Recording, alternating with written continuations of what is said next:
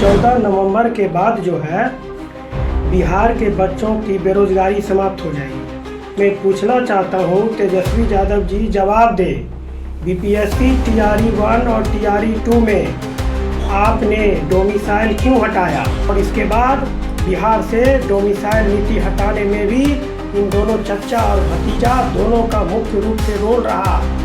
तो बिहार के बच्चों को हम एक बार फिर से बताना चाहेंगे, ये चचा भतीजा दोनों के बातों में ना पड़े।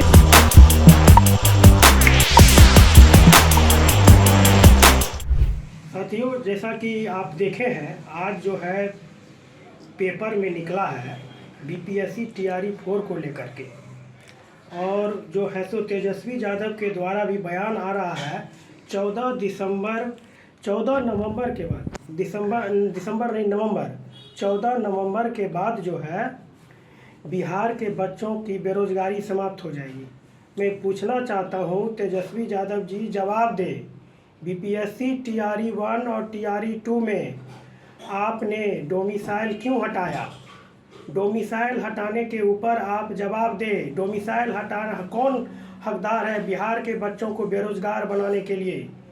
बीपीएससी टीआरई 1 टीआरई 2 में भारी मात्रा में धांधली हुई है, भारी मात्रा में धांधली हुई है, और बिहार के बच्चों को बेरोजगार बनाने के लिए इन लोगों ने बिहार के अन्य राज्यों के बच्चों को सीट बेच दिया, और इसके बाद बिहार से डोमिसाइल नीति हटाने में भी इन दोनों चचा और भतीजा दोनों का मुख्य रूप से रोल रहा।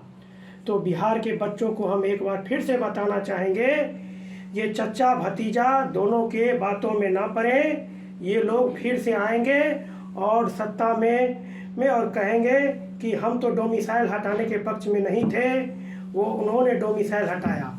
फिर वो कहेंगे कि हमने डोमिसाइल नहीं हटाया, वो डोमिसाइल हटाया। मतलब ये दोनों आपस में सत्ता में मलाई मारेंगे और बिहार का बच्चा बेरोजगार रह जाएगा। तो इसीलिए बिहार के तमाम युवाओं से हम अपील करते हैं, इन सब के चक्कर में ना पड़े। ये सब भ्रामक खबर है। ये लोग जो बोल रहा है बीपीएससी टीआरई 4 हम नवंबर में देंगे और नवंबर से पोर्टल खुल जाएगा, तो ये सब भ्रामक खबर है। ये लोग पहले से आपस में मिल गए होंगे कि इतना में सीट बेचना है। जनरल सीट जितना भी होगा सब सीट को ये लोग बेच देगा, ये बात समझ जाइए। और ओबीसी का तो सीट बेचेगा ही बिहार में, और खुलेआम धांधली चलेगा बीपीएससी टीआरई 4 में, ये बात समझ जाइए यदि अगर तेजस्वी यादव आता है तो। इसीलिए ये नौवीं फेल को इस बार सबक सिखाइए और यह बताइए, नौवीं फेल तुम पहले मैट्रिक परीक्षा पास करके दिखाओ, तुम मैट्रिक परीक्षा पास करके दिखाओ और तब तुम बीपीएससी का बात करना।